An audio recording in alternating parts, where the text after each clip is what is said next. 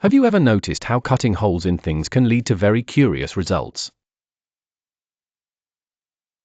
Picture this: you have two perfectly round balls. One is as tiny as a marble, and the other is as ginormous as a planet. Now, imagine you drill a straight, round tunnel all the way through the centers of both spheres. When you're done, there's a ring-shaped piece left over, like the band of a napkin ring. Here's the twist: if you make sure that the rings cut out of both spheres are the exact same height from top to bottom, then, no matter how big or small the sphere was, both leftover rings will have the same volume. At first, this sounds impossible. How can a napkin ring from a marble and a ring from a planet be the same size? This is why scientists call it the Napkin Ring Paradox. Let's look more closely. We need to keep track of three measurements. R, the original sphere's radius, the distance from its center to its surface. R, the radius of the hole we're drilling straight through the middle. H, the height of the ring-shaped leftover piece. You might think that the larger the sphere, the bigger the ring. But something very clever happens.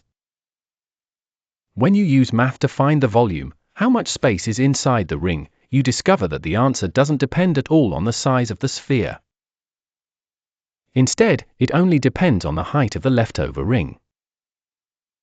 The crazy cool formula is V equals pi times h cubed, 6. That's it. No R. No R. Just the height. How can this be? Let's peel it apart. Imagine you look at the ring from the side and slice it into super thin pancakes. At each pancake's height, there's a hole in the middle. The outer edge of each pancake matches the outside of the sphere, while the inner edge is the cylinder we drilled out. The area of each pancake looks like a donut. As the sphere grows, the hole in the middle grows too. When the donuts are stacked high enough to keep the height unchanged, the extra donut is exactly filled by the bigger hole.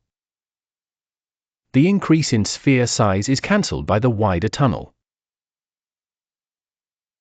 This is not magic, it's a wonderful moment when our imagination and math meet. The napkin ring paradox reminds us that math can be full of surprises, helping us see that sometimes, the most obvious answer isn't always the correct one.